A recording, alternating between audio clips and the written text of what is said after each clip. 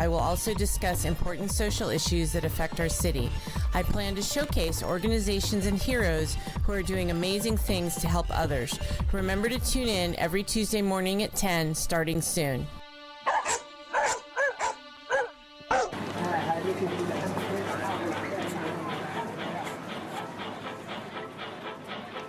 Do you want to relive the golden days of Stockton? Join Nate Knott on Stockton Alive every first and third Monday at 6 p.m. Tune into thevoiceofstockton.org.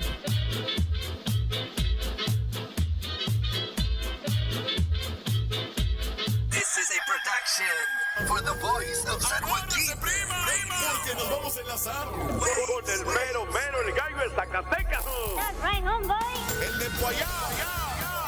You got it, homeboy. Ahí les voy. Dicen que soy poderoso, yo solo soy su amigo. No hace falta averiguar, saben a qué me dedico. Me gusta vivir muy bien, aunque me siga el peligro. Nosotros somos los Tucanes de Tijuana y nos vamos directamente. For more information on the Voice of San Joaquin, go to tvosj.org. The Voice of San Joaquin and the Voice of Stockton presents Ready for Rescue with your hosts Cliff Debaugh and Ben Sanchez. Ta-da! Good morning, this is Cliff Debaugh, founder of Ready4Rescue, co-host Ben Sanchez to my left, and you can follow Ready4Rescue on Facebook, Twitter, Instagram, and Ready4Rescue on YouTube and Ready4Rescue.com. And our aim is to increase your awareness of what we do when you have a crisis in your home and you have to call 911, and to increase your knowledge of the many services available to the community within the healthcare arena. And this week we're going to do something a little different, and it's happenings around the 911 community. Shaking things up around here. Well, we try. Yeah. We absolutely try. That's to do a nice that. shirt. I like your shirt. Oh, thank you. Yeah. You've missed it because I've only had it forever.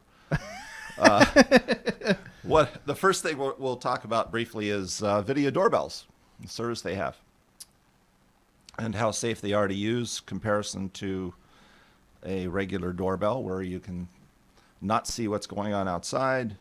You obviously, if you don't answer the doorbell and you're not home, everybody knows. Everybody knows. So now with technology, you can have your video doorbell.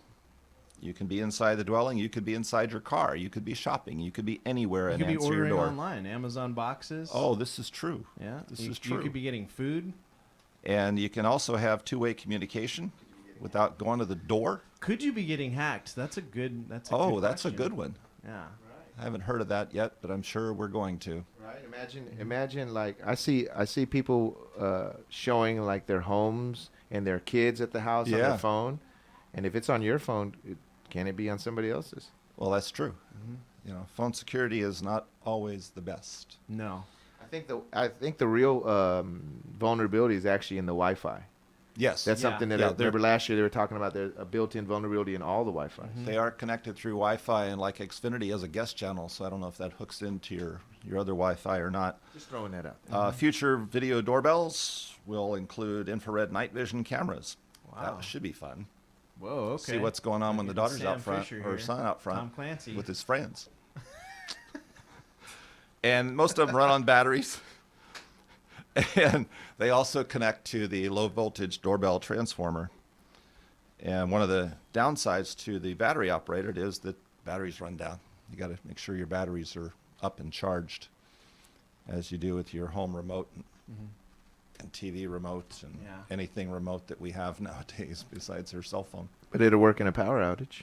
Yes, it would. Where the doorbell won't. Well, your Wi-Fi won't work on a power outage. But your doorbell may ring. I think you got to have maybe they have SD cards. Yeah.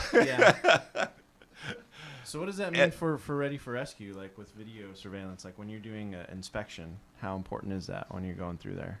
They can watch what we're doing outside. Yeah. You know, and they don't have to be there. And they can get an idea from street level how soon that they can actually see a responder approaching, you know, where they can go. That's the simple answer anyway. Mm-hmm. I like it. And nice and clean. Yes. And in tech, 911 tech. The future. They are currently testing here in California 3-wheel electric vehicles for first responders. This is kind of cool. It's happening up in Eugene, Oregon, and Eastvale, California, which is down by Ventura, down that way. And it's for fire and medical response. And their actual usage is being looked at more at large-scale events where they can't get a full-size van through. As far as treatment, this is like they can get there faster to the person. The that's hybrid having an golf issue. cart. Yeah, that's a good way to look at it. Yeah, I mean, because when I used to work events at the DSA, I was constantly, in a golf cart, traveling around like big events like Weber Point, and we're just, delivering water or dropping off different things that people needed because we, used walkie-talkies. So, I mean, this would be kind of cool just to have one, or maybe eventually if it expands out and you can rent it, because if you do big events, you got to have a first aid station somewhere. Right. So this is first aid station on 3 wheels. Mm-hmm. Very cool. So that's a good thing. It's also a way for fire departments to start meeting some of the environmental issues that are coming up within the changes in the climate laws. Well, I just want to throw something out there. Okay.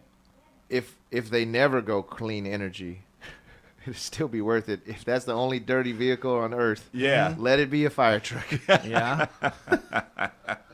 And those are battery operated, right? Yes. Yeah, they have to be recharged too. It takes 4 to 6 hours. You think Tesla would make something like that down the road? Well, what I was thinking was the golf cart companies have missed the boat totally. Mm-hmm. Vehicles, even something like this, they've got all that technology they've been using how long? Forever in golf courses? Yeah. So I think that's an industry that's totally missed it. What's up, Cushman? Easy Cart? Where you at? Yeah. No, what happened? Let's not be like Kodak that missed that boat. Oh, yeah. And now Polaroid makes light bulbs. Yeah. Wow. Yeah. Fun fact. Another thing going on in the firefighting community is robot fire equipment now. Yeah, especially for the outdoors. And one of the big things that helped progress this technology is they had success during the Notre Dame Cathedral fire. Oh, okay. When the fire got too hot for responders, they sent in this hose attached to this robot. They were on tracks. Okay. And it got in, and it actually saved the tall towers because they could get water where they couldn't. And 850-year-old lumber burns real fast. Send in the short circuit, Johnny 5. Or it could be used on like a fire that was just on the freeway in Texas. Because the big thing that precipitated that fire was a lumber truck overturned. And they had all that lumber on the road. That's how the fire got so hot. That's a lot of wood. So they could have sent a robot equipment in where the firefighters could get closer to it. Mm-hmm.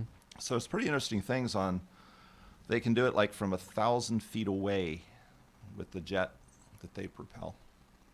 So how do they control that, like robotic? Is it just it's a game controller. Right, okay. That's what I thought it would be. Everything's fashioned out of that. Yeah, kind of like a drone, or maybe you control it with your phone. Yeah.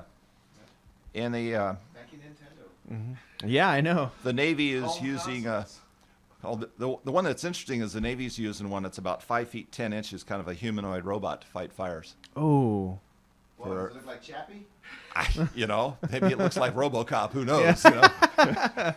But they're using that on mainly in the ships. Put down your flame. And the downside of that is there's a Terminator-like machine that's designed to throw grenades and handle a fire hose. And I don't know if that's at the same time or if that's just the military coming in and using what's going to benefit society. You just imagine like Terminator robots tossing water balloons? That would be kind of... Water balloons I could go for. Anything else? No. Yeah, I wouldn't. Nothing else. Terminator throws a water balloon at you, it still will kill you. Yeah. Yeah. It didn't even break. It went through. Yeah. There you go. No, but the interesting thing about the military application is a lot of that funding.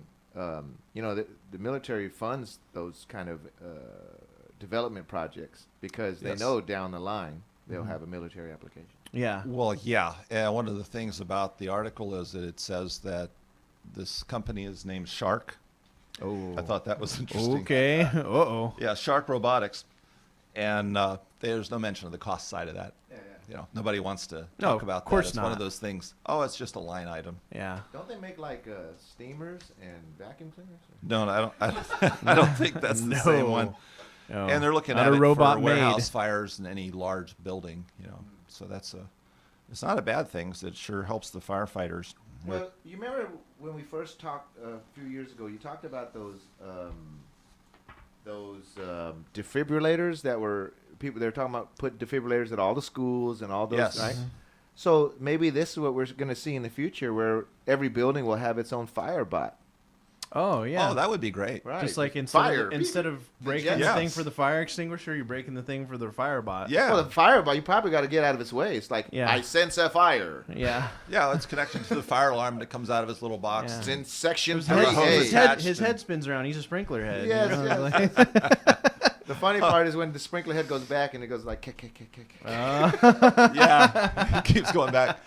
And one of the things about technology helping us, it can be detrimental as well. It could hurt us too, And for sure. what you get into is when you're in your doctor's medical office and they're busy typing all your information in, and they're not looking at you as the patient anymore. You're just an information source to them. And then when they're done typing, they don't know how to talk to you. So there's issues in that. And also when people are sitting there, it's like this silence that there's stress because the patient's wondering what's going on. What did they put in that? Yeah. What's going on? And I was with a friend at a doctor's, and the doctor actually wore a microphone like they do on stage. Oh, wow. Okay. And so she could pay total attention to the patient. And the first thing she said was, don't worry about it. I'm not going to type anything. What I'm saying goes into a it's like that dictation machine. dragon speak kind of thing, right? Yeah. Yeah. And I thought that was really awesome.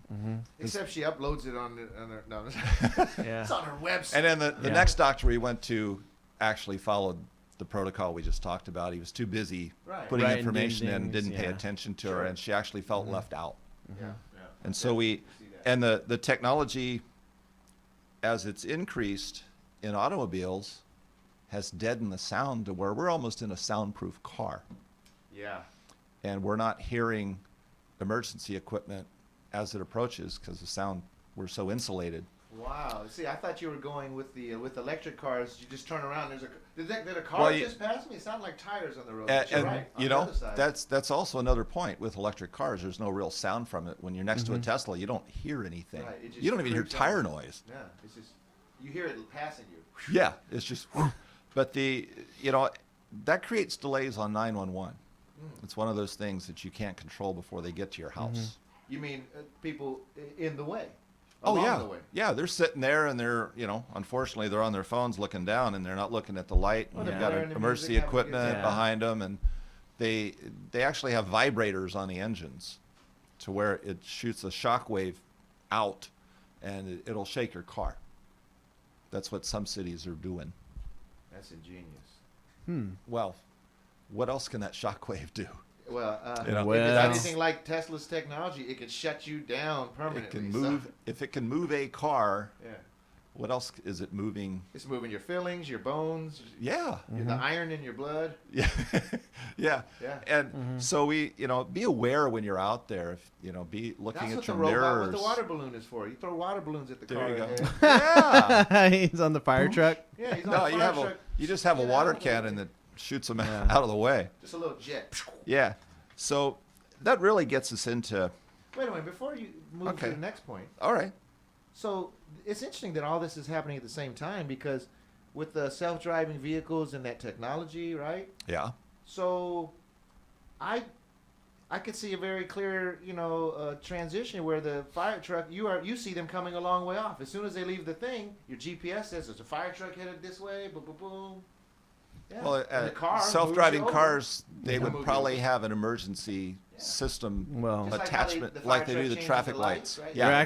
they're actually Yeah. doing that in the trucking industry. They're doing the automated trucks, Yes. and they've been testing that, and that's kind of scary, It's right? been successful too. It has been You in mean certain levels. Unmanned. Yes, unmanned. Like Yeah. so, you've got like huge trucks, like Yeah, hauling like all kinds of stuff. Google campus, Apple campus, unmanned vehicles, Oh, yeah. bringing everybody back and forth to work Yeah. from the parking lot. All Yeah. that. If you go over Sunnyvale around Google headquarters, you'll see the cars out all Without the people in time.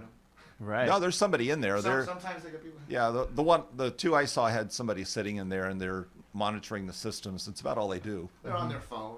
Yeah. Yeah. Playing Candy Crush. They're on their car. It's got a game panel in front. We just can't see it. Yeah. Yeah. The little small window of the monitoring. And to put the study together, what was interesting is that they looked at over, I forgot the, oh, shoot, it's like millions of entries, 30 million EMS calls. Okay. From 10,000 agencies. Mm-hmm. So they gathered all this information and found out what was going on as far as people with lights and how they responded.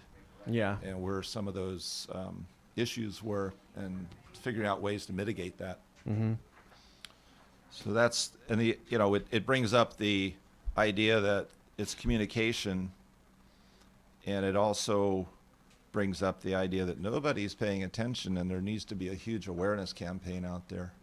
Right. Well, because you're saying these lights, sirens, with all the tech that we've got, we can't hear anything. Of course, all the car companies now are pushing more stuff in the dash, for different things. Yeah. They tell us not to pay attention to our cell phones, but they put more electronics on the dash that you got to look at. Mm-hmm. Right. More lights and sounds. And I know with my car, when I've got my polarized sunglasses on, all those gauges disappear. Yeah. Because you can't see the clock, you can't see your radio stations. You gotta turn your head sideways to see. Yeah, you become the RCA dog. Yeah. There it is. Yeah.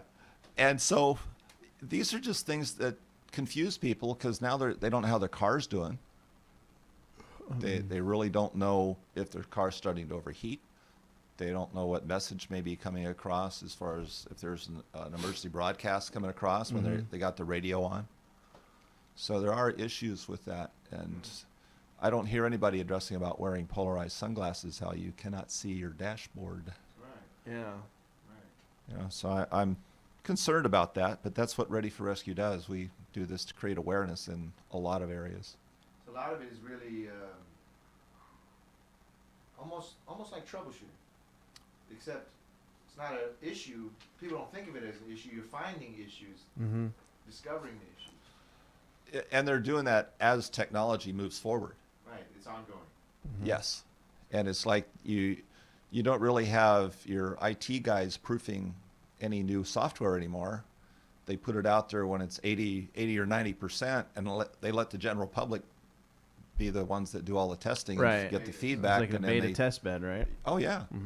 So I don't know if it's saving the company money or what. I'm not quite sure how that works. I feel like sometimes, even like if you looked in the game industry as a whole, like sometimes we were quality testing a lot of game before it came out, and now we're just like throwing it out there, and there's that's in the era of the internet, and I can update you and I can patch it later. So they're doing the same thing through software. Well, I'll just patch it later. Why is it we can always do things later instead of doing it right the first time? Well, I think that's actually an interesting question, because just reading on it a little bit, it seems that because of the internet, it used to be a lot of times they would spend many thousands of hours on something that they scrap, and because of this exact process you're talking about, we're getting a lot more things. I don't know if we're getting it to market, but we're getting it released. Yeah. And there's marketing somewhere, but somewhere being made. But the point is that it does speed up the process. But think about it. Eventually, like even when software gets released, once everybody uses it, they're like, well, here's version 3.3 because we needed to. We didn't realize that if you used Ubuntu with the browser and the in Opera, and also if you use if you have this RAM in your computer, and so all those things you almost can't find out until you put it out there. Yeah, so maybe they just skipped that long step. And then it becomes 3.3.1. Yeah. And then 0.14. 3.0013. Yeah. So how many versions of the same software? Well, that means there's just been upgrades because they fixed mistakes, and they've got to know where the issues were to correlate the work also done. Making use of the community, because there's a lot of people who like to fix stuff because they just like to solve problems. So that open source type. Yeah, the open source community and those all those software developers out there. Yeah, we were talking about how responders are delayed by traffic, and usually they have their sirens going and lights going. And there's actually been some studies that shows that that's not necessarily the fastest way to get somewhere. All right. You know, and this is done, you know, the difference between the two, there was like 2,500 crashes. They did this over thousands and thousands of response calls. Right. And the crash rate was 12.4 crashes per 100,000 ambulance runs. And the crash rate was 5.3. That's over 1%. Yeah. Wow. No way. Yeah. Yeah. But you don't want to be that 1%. Yeah. Right. You know, they had an ambulance crash and the There's 4 of firefighters. those every month. There you go. Yeah. That includes fire trucks and ambulances, you know. Wow. That's a lot. Well, it is a lot. And that vehicle is moving, so whatever accident it might be having might be significant. Yeah. Yeah. Usually they end up on their side. Mm-hmm. You know, that's just the unfortunate side of it. And so, again, it comes into drivers being aware in their cars. We don't have anything. I think that if the auto industry really wanted to help responders, they would put something in the car that would let you know that the responders could hook to and just say, some you know, you'd have a little alarm. Just a beacon, some sort of ping. Yeah. Some kind of ping to the receiver driver.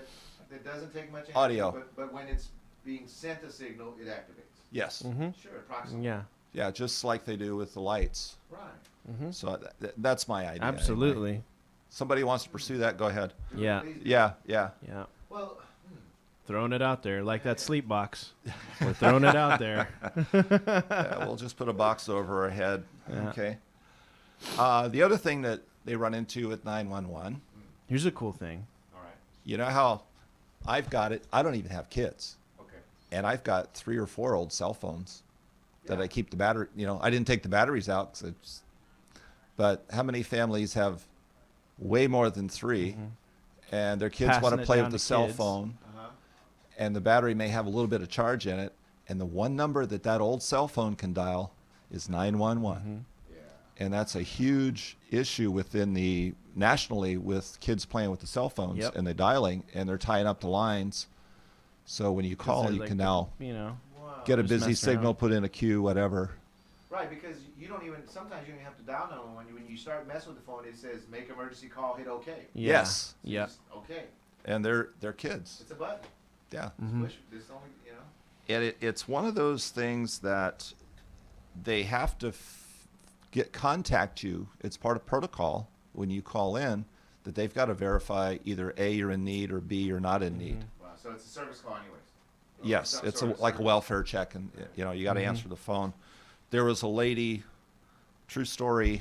I was talking to a manager for American Legion Ambulance, and this was during the snow, not this year, but last year. And they had a lady call in, needed 911, and they went to the wrong location. They didn't know it because they couldn't see the house numbers because of the snow. Right. Tried calling the lady back, nobody answered. Okay. So they went to Caltrans. Caltrans didn't have the right vehicle to get in because she was so far back off the road. They ended up having to wait for a snowcat to come in, and because of the weather conditions and where they were using it, Snowcat's already it took like 10 hours for them to get there. Sure. They got to the house. It was the wrong house. And the whole time this is going on, they're trying to contact the person that called in. It was an older lady, and she was so embarrassed she unplugged her phone. And they didn't know that this whole time, this 10 hours, all this manpower, equipment, and so forth. Yeah. So it's important 50 that grand worth of even if you expense. call in by mistake, let them know. Actually, no. This is a good segue because Yeah. about a month ago, we had some police kind of drive by my house, and we were about to, pull out of the driveway, and then I see the cop car. Yeah. They pull back and they block their driveway, and I'm like, well, that's unusual. And so both guys get out of the car. I say, hey guys, how's it going? What's going on? And he said, did anyone dial 911 from this house? I says, no. And there's like, is anyone in the house? And of course, my mom's outside, in the garden, in the front. watering the lawn. And I said, well, my dad's in there, but my dad was asleep, but I'll go check, man. I mean, he doesn't really get around too much because he's got a pacemaker, and everything. So I go in there, and of course he was out, and he was just laying back in the chair and not by the phone. So somebody in that area had made a 911 call. And we just let them know it wasn't here. So they're just checking around everywhere. Yeah, so they were just checking around the whole neighborhood to see what was going on. Well, see, that comes into what we know about 911 cell towers that are out of alignment, so they can't give you, as you demonstrated just now, they don't know the exact location where that call came from. Yeah. Up in Elk Grove in February this year, they had as many as 20 911 calls a day. Yeah, a day from an Apple phone repair facility. Oh my God. So everybody is, subject to. Right. And the other thing is being butt dialed. Yeah. I mean, come on. I think all of us have sat on our phone at one time or another. And you're absolutely. like, did I hear something? Mom is, Yeah. I hear this voice. Yeah, exactly. Cliff's actually done that to me. Yeah. I have not. Yeah. I got butt dialed from you. I'm like, Cliff, are you there, Cliff? And I hear all this shuffling and that's stuff. right, Cliff. Ben did it to me too. The FCC in 2015 said that inadvertent dialing to 911 is up to 50% of their calls. Oh my God. Wow. Is that 50% of the calls? So, I know I've called in and been put in a phone queue. Mm-hmm. And it wasn't any drastic emergency as far as somebody's health. It was just the start of a fire alongside the freeway. Right. But I got put into a queue, and I was out of town, and I had no idea what other number to call, non-emergency or whatever. Mm-hmm. So if you reduce calls by 50%, they may have enough personnel and not even know it. Right. Mm-hmm. And So go ahead. how do you do that? Like, I'm trying to think. I'm racking my brain here. What do you mean, how do you do that? I think To reduce the call. So These are accidental calls. some is we can do technologically, but Well, I think it comes into parents being aware enough to take. It's okay to have your cell phone, the old cell phone, on hand, but take the battery out, and you're still fine. Yeah, but unless it's a modern phone, you can't take the battery out. I know. Yeah, So that's going to be a little difficult. The other thing is when you talked about delays, traffic delays, it seems like a lot of this is actually poor public awareness. Absolutely. Yeah. And so, it's easy to get a license. I think it's easier now than it was when I was a kid. it is. Yeah. And so it's easier to get a license, but there's more we need to know. I mean, how many people we see on the road and you're like, oh, no signal. Oh, so people already don't know how to drive. They got a license, but Right. But that part of it, that's a huge part of it. Well, I think that. How do you make sure you inform the public? Well, you hit on a good way is through a driver's license test. There it is. Mm-hmm. We all have to take it at some point, whether it's seniors, like when they're over 70, they got to do it every year. Yeah. Mm-hmm. Oh wow. And then you have a 4-year session, and if you don't get any tickets, you get a 5-year license. So at some point in that time, you're going to spark somebody in there with the awareness that you've got to pay attention to what's going on 911, and then maybe we could get with our local Congress assembly people here in California to get the automakers to put a buzzer in the car when there's a responder close by that needs to get you moving out of the way. Right. And then come up with, like some states, when you have a responder come up behind you, ambulance, fire engine, they do a lane split. The cars in the left lane pull all the way to the left as far as they can, and the cars in the right lane pull to the right as far as they can, and the engine goes down the center. I like that. And here it's like, just clear the intersection. It doesn't matter where you go, just so you get out of the way. Mm-hmm. Yeah. Which is confusing, and that causes accidents. Yeah, and you know what? The thing that does happen often, and I see it all the time, is people don't clear the lane. They freeze. Oh, siren, I'm just going to stop. Yeah. And they're looking in their rear view. I see them looking in their rear view. They know the truck's 7 cars behind them. It's 4 lanes of traffic and someone in each of those lanes doesn't have sense enough to go. There's at least one. Right. And then, so, like the other day, I saw a fire truck pull on the sidewalk. Wow. Pull on the sidewalk. Wow. It's California law. You need to clear the lane. Yeah. And if the light is red, you can go through it if it's safe. Yeah. Just to get out of the way of the fire engine. Right. And if you don't go through it, go get out of the way at least. Not wait for the light to turn red and then keep running like a lot of drivers here locally do. Right. So it is. I think public education, man, it might be half of this. Yeah, and across the U.S., there's an estimated 240 million 911 calls made annually, according to the National Emergency Number Association, NENA. Per person. Like Yeah, 70. that's at least one. Yeah, about 70%. You're right. Yep. You're right. Wow. That's most of the adults. Well, and I Probably think is most of the adult population. I think makes the one other call. side of it too is just collaboration, right? Getting 911 and that whole emergency system working with phone companies, right? Yeah, if we get the Amber Alerts on our phone. Right. Yeah. Is there a proximity feature where No. anyone in It's a because half-mile radius? it's because you're within that calling area code. Oh, okay. Right. It's like during the winter time, I was in Sunnyvale, and I was on my way back. I was still in Sunnyvale, and it had this emergency alert as far as potential flooding in the area. Right. And I'm sure it was talking about up this way, not in Sunnyvale, Right. Okay. because I'm not on the Yeah. Sunnyvale EMS system. Right. Yeah. That's interesting. So it's not an exact science, but It'd have we're to be getting a there. GPS-based system, I think. Yeah. And as long as the towers are aligned properly, we'll get the right system. Yeah. Hold your breath. Yeah. Here's a new feature. Okay. Not here in San Joaquin County yet. In Sacramento. It's in Sacramento County. Of course. And no, wait. Stockton was part of the We test were a for part of the text test to bed. 911, Nice. but it's not been implemented in San Joaquin County. So they're rolling it out. Sacramento So County. citizens in San Joaquin County need to get a hold of their county supervisors and say they want it. So tell us what we want. What is this thing that you're talking about? Well, it's text to 911.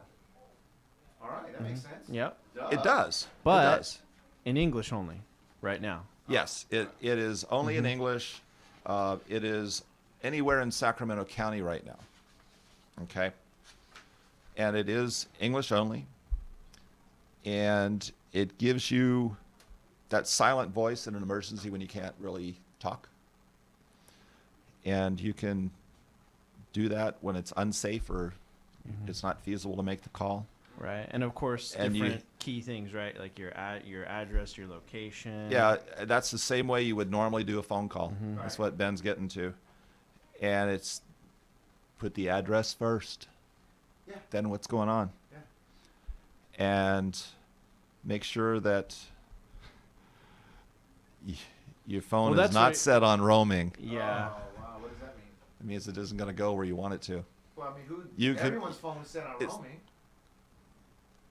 I'm only reading what's here. That's the guidelines. The official notes of Yeah. what they have so far. Yeah. And photos and videos cannot be enclosed in the the message. Okay, So that's kind of. That sounds like And they if- rolled it out right with yeah. 10-year-old technology. Well, You got it. Let's go back to what we talked about earlier, right? We're rolling out software that's not complete yet, and Yeah. we'll patch that in. There you go. All right. And it says text not meeting technical criteria won't be received. It'll get a bounce back error message. Yeah, and now we have apps and even Google where you can speak one language and it kicks out the translation in another. So Is that on a text as well? so I think that You could implement an app, I think, with that. maybe they're Well, that would be- roll out of the system. They're figuring out stuff, but we know that Again, it goes pictures to- and videos have to be in there eventually.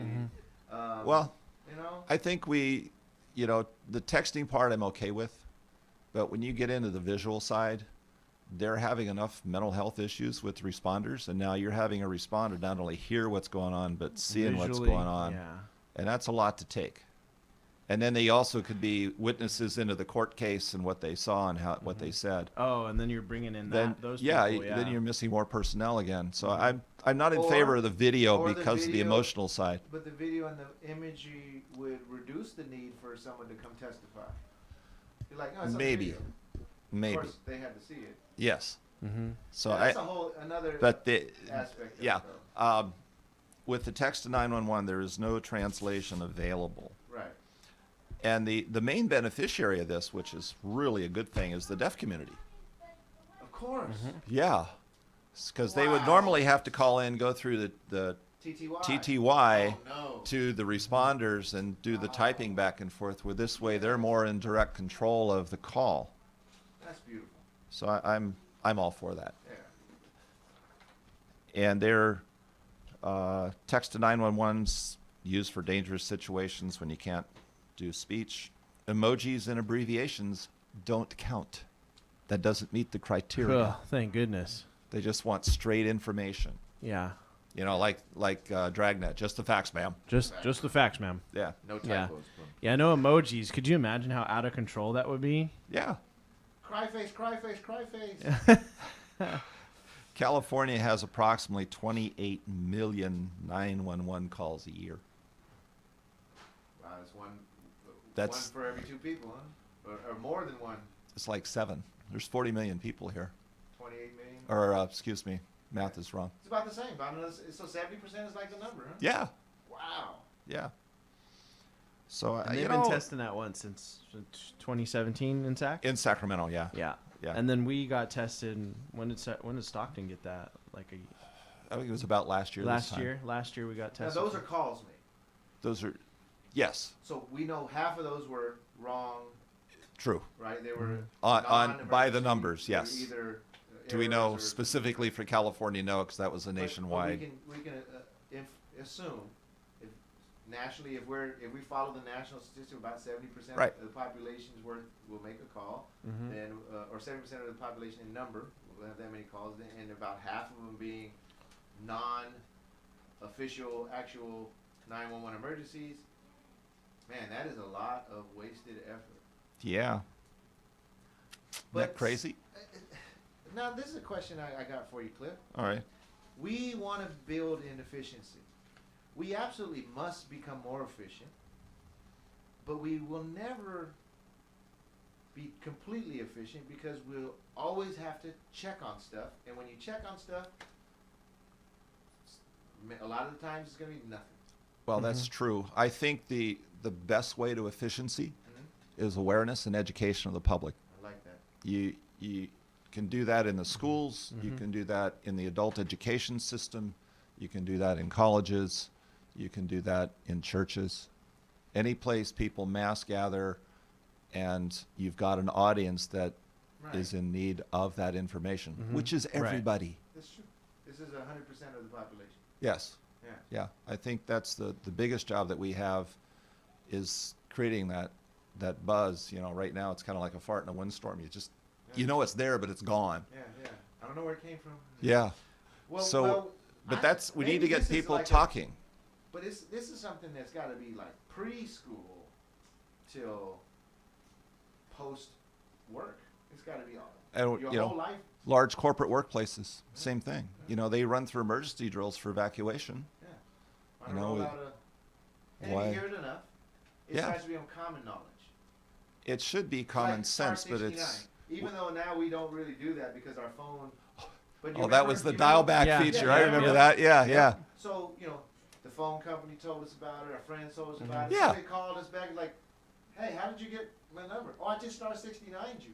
Oh. Yeah. And then it becomes ubiquitous. Yeah. Yeah. Do you have clothes on? Well. It's one of those things that, that was gone through the grapevine. And yet when you get with your neighbors and all, nobody talks about it. We have one night out a year where people sort of pay attention. And even those events in the neighborhood are sparsely attended. But we're not seeing that as much on a certain part of Stockton, right? We're seeing that Yosemite Street, that kind of picking up, and those people meeting like every week, and they're slowly rolling out and introducing different things and like that bigger neighborhood watch. Yeah. That could be a workshop, I think. Yeah. Yeah, we could do that. Community centers, schools. Yes. Well, somebody where they gather. Yeah. Like a concerts. Have some coffee. Hey guys, we got get together. I want to remind you about 911. Hey, you know what? You're right. Because then you could have hundreds of thousands of people there. Don't dial it now. And if they're on YouTube, it could be a global thing because that issue is a global issue. It's not just here locally. Yeah. Not going to crack a joke? No. This is serious. Well, it's interesting when I've been fortunate enough to be in situations where you can talk to people from other countries, and you just start a casual conversation. Hey, what's your 911 system like? Yeah. And you know what? I haven't talked to anybody out of this country that didn't have the same issues we do. Okay. So that's global, baby. It's really the strange thing about it, is that this is just something we take for granted. On a global scale, you dial 999 or 911, whatever the code is for your country. 999? That's the Europe. England. Okay. I was saying they probably have it worse because a 999 but dial is about 1,000 times more likely than a 911. Yes. Yeah. Because you're and, just like. And England's had 911 since 1937. That's right. Yes. We did that last week. Yep. So history. And they still have problems, just like we do. I've talked to some people from England, and it's just okay. In talking to people, switching gears a little bit. Great segue to talking to people. Yeah. All right. Words. Older people. Yeah, and we were talking about how medical technicians just let you sit there and take your information and don't really talk to you. Right. And one of the things that EMS has is they're on scene and they're treating the patient, and they're doing the same thing. And then when they roll them into the ambulance, take them in, and the patient is able to speak, crickets. Right. They're they don't know what to say. And it's not only on the ambulance side, but it's generational, where, I mean, I'm in that category, but I'm not in that category because I don't look at myself as being in that category. And when I get around other seniors, I have a difficult time as well. And then you start generationally down the line, it's like, what do you say to somebody that's sitting in a wheelchair? Right. What do you say to somebody that is not feeling well all the time, to get them to think in a different way that may lift their spirits? So there's a bring whole, them some pie. Yeah. Yeah. I was like, And you want some cupcakes? You want some pie? It's like I was in a care home. Everybody loves pie. And the lady that was in front of me was very mentally alert. She was over 100 years old. And I asked her, what was it like when you saw the first airplane? And she gave me a story. Yeah. Running down, school closed, and they ran out to the buckboard to go out to this field where this plane landed outside of town. Wow. That's Told the cool. whole story. That's cool. And you can do that. You can say, tell me about a photo that you have on your table in your apartment. How long you've lived where you are. What's your background. Keep them engaged, keep Yeah. from being anxious. Yeah, it's going to relax them. Right. It's going to relax you as well. Makes everything better. Yes. Yeah. And so what do you like to do for fun? Yeah. What was your first song you listened to? Yeah. Yeah. Got any kids? There's seniors today that were around when radio first started. That's in the late 2020s. Yeah. Well, yeah. Yeah. Well, radio with music. Yeah, radio with Yeah. music. Yeah. And actually, it wasn't even with music. That was their TV. Just they could make their own pictures in their head. Yeah. Right. So those The Martians have landed. Oh yeah, that was so great. Orson Welles, gotta love him. Orson Welles, yeah. and when you talk to him, you gotta give him time to think. Yeah. Oh yeah. So you gotta have some patience in give there. some pauses. And How you feeling? Hurry up, tell me. yeah. Yeah. And whatever they say, you just go okay. Yeah. You're just trying to keep conversation going, not be You're also paying judgmental. attention to see if they're coherent too, because if they say something that's off, Sure. Tell me about your kids. Oh, I didn't feed my dog. But that may be their kids. Is that your kid? Yeah. And for a lot of folks, it is that are of age. And what they say too can spark curiosity and get you thinking elsewhere. There you go. And you got to have You some can learn empathy from with it. anybody. And one of the things I learned way back was, I'll just say way back. And I'm not Sherman and Dr. Peabody, but that's way back. And Previous millennium. yes. And it's that you can talk about form, which is family and their occupation for O. What they do for recreation is R. And then M is what motivates them, what they did for money, what their job was. You can tie occupation. And then you can take that little bit of information and whatever they say to you, you can roll that back around to them. Right. So you can keep the conversation going and keep them thinking. Yeah. And it's real important. So it's one of those things that, it's like the grandkids, like, I don't know what to say to grandpa, or grandma. Well, how about... Ask them if they like milkshakes. Yeah. It's just something basic, something kid basic, hey, how do you make that pie that I like? You know, what do you do with that? And then well, let me show you. Right. Grandpa, how You come know? you're so wrinkly? Yeah. Ask him about it. I don't drink enough water. Too much beer. Yeah. Yep. So. It's all this skin. Yeah. And I'm not growing no more. Skin's still growing. Yeah. And there was an article in EMS World I thought was kind of interesting. Is we have Dr. Julie on here, right? Yes. She's a vet. Yes. So you bring your pet in, right? Shout out to You Dr. know what Julie. the office call is. You know how much it is, right? Yeah. And then she goes to treat your pet, and she'll tell you how much X treatment is for your dog, cat. Give you a choice, all too. itemized. Yeah, Yeah. give you a choice. Yeah, you can do option A, It option can B. help. This is what you need to do, but it's this Right. much. Yep. However, we go to our doctor, and it's like looking at going to a 5-star restaurant with no prices on there, and you go, okay, I can do that. He goes because he chooses for you. Yeah. So you have no input in those treatments, and you have no idea what the cost is or how much your deductible may be on your insurance or anything. Right. So there's not any real open pricing on the medical. Right. You say you want a snack, we have filet mignon and lobster. There you go. Those are your choices. You know, That's I don't it. know. I don't know about now, but before the ACA, there were actually doctors that accepted cash. Yeah, I remember that. And Oh, wow. because they didn't take insurance, Ah. because that kept their staff down, and that's why they could be able to know what their fees were for service. Yeah, sometimes that was actually great, Yes, it was. especially the country doctors. A lot of them would, they work with you. They're, Yeah, get and their cash payments. Yeah. we don't talk about that, No. and it even in any discussion we have, we just say medical prices are sky high, but we don't know how high that is. Right. We just know that that's what it is. All that's kind of hidden information, right? Oh, yeah. From us, anyway, from the patient side. I was at a motorcycle race this weekend, and I was volunteering with Reach Air Ambulance, which is going to be our guest next week. That's right. And we had people coming up to us telling us their stories on what their flight cost was for their emergency. Oh, And okay. that range was anywhere from 40,000 to 125,000. Whoa. That's their medical flight. As a member of Reach Air, they're covered. Yeah. Their membership paid for it. Right. But what if you didn't have that coverage? It's like buying a house until it's paid off, or you end up in Could bankruptcy. be a student loan. More than Yeah, more than a student loan, but yeah, a good chunk of it. I don't know how much your student loan was. It's a lot.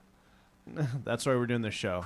Hoping that Yes. somebody sponsors. Help me pay my student loans. Yeah, so Yes. You know, Thank you. Please do. be aware of the Or medical Elizabeth Warren costs. could forgive you. Our prescription costs, same thing. We Yeah. don't know what the prescription cost till we get there. Right. Yeah. I needed absolutely. eye drops in a little half-ounce bottle that was going to have 100 drops in it. Was going to cost me $105. What? And That's the more than $1 a drop. Almost. Yeah, and the pharmacist was having a fit. Liquid gold. And Yeah, they went what is through, that? I was fortunate that they found me a half price. So it only cost me $50.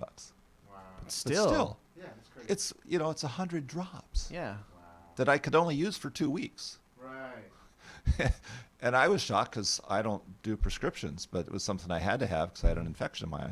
Yeah, well, the same thing. Like, my wife had a medicine for her asthma, and they were like, we missed it at one pharmacy, so we had to pick it up at another one. And they were particular about, well, did they put it back into the system? Because if you don't, and then they told us how much we would be charged. We're like, what? Yeah. That's a month's supply? Yeah. Man, that's extortion. Well, we think need it this is. to live. Yeah. Yeah. There's people that I talked to, pharmacists that I referenced. The lady at the counter that was helping me, her husband's prescription went from $100 a month to $500. Yeah. Whoa. That's why she was working an extra job, is to cover their prescription cost. And that's why that's the big talk on this next election. Everyone's talking about that. Yes. Because within the last, I think, 4 years, many costs have actually doubled and quadrupled, especially drugs that are that people depend on for life and death. Yeah. Yeah.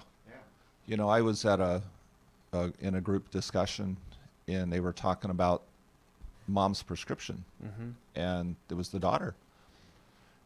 And she said she got her mom on the phone, was just crying. She couldn't afford a prescription. And it was only for a week's worth of medication. Yeah. Mm-hmm.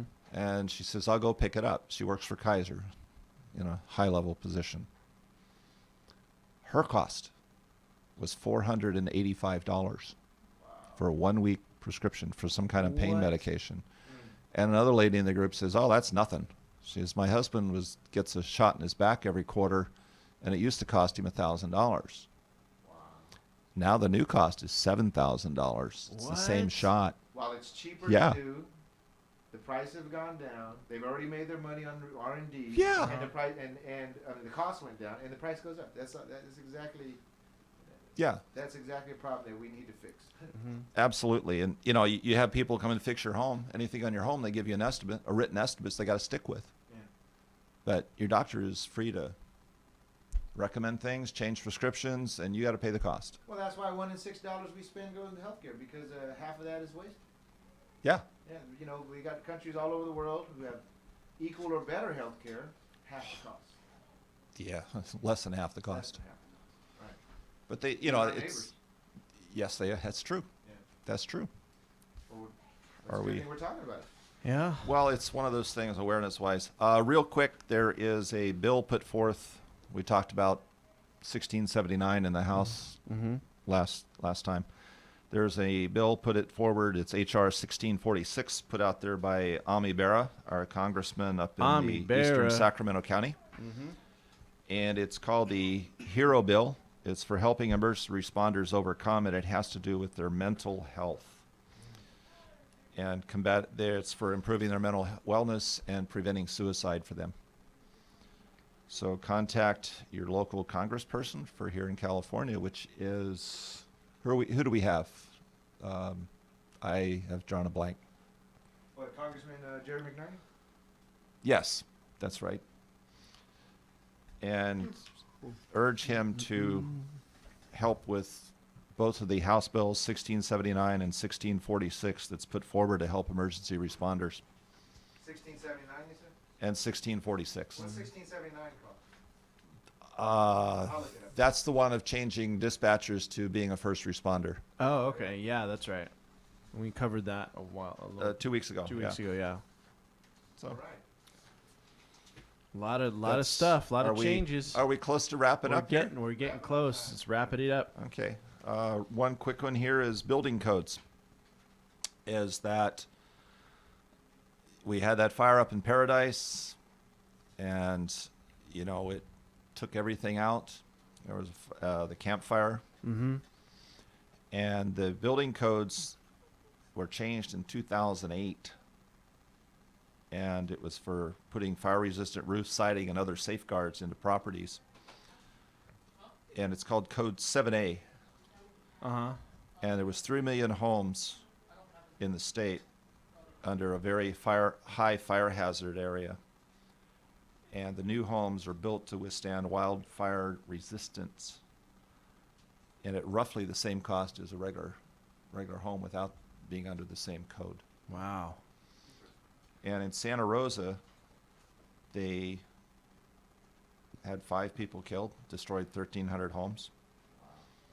So it's an important thing to, I don't know, I think anywhere you build a home, you should have some fire resistance built into it. Yeah. You know, we've got the knowledge and the know-how. We seem to lack the will. Well, again, going back all the way back to how, you know, we look at things and how things are developed, whether it's on the tech side, software side, things like that. I think, you know, the way homes were built in a certain area, and we've obviously kind of made and structured these protocols. Sometimes we often don't think or see if we can find ways to cut costs on things as we're building. Unfortunately, we do it on what is going to protect us. Right, and that's the danger of changing those protocols or looking at different ways on how we're building and developing things now. Yeah, and sometimes that's a higher up thing too, right? Oh, absolutely. And CAL FIRE right now is going through and changing prioritizing. Thank you. Let's prioritize that. Going through the areas of California after these fires and gauging them differently. And up in Folsom, there's an issue going on with that. because it's going to change. It has to do with vegetation management. Mm-hmm. So I'm happy that there is an Assembly Bill 38 here in California that is going to have up to $1 billion in loan funds for homeowners to retrofit their properties. Okay. That's the hardest thing right now is how do owners retrofit. Right. And there are some. Siding wears out, so you can replace that. Mm-hmm.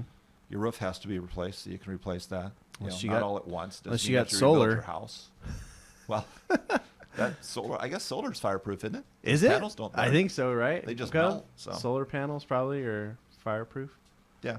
So there's issues going on, and there's solutions being sought. So help us out here. Let us help you. Let us help you. Save seconds. Save minutes to save lives. Yes. I want to thank everybody for listening today. From all of us here at Ready for Rescue, and to reach out to us on Facebook, Twitter, Instagram. Ready for Rescue on YouTube, and Ready number 4 on our website at ready4rescue.com, and tell us about your 911 story. Thank you again. For myself, Cliff Debaugh, and He's Cliff Debaugh. He's Governor Don. I'm Ben Sanchez. You are Stockton and all of the San Joaquin County. We're an awesome county. Take care, everybody. We'll see you next time.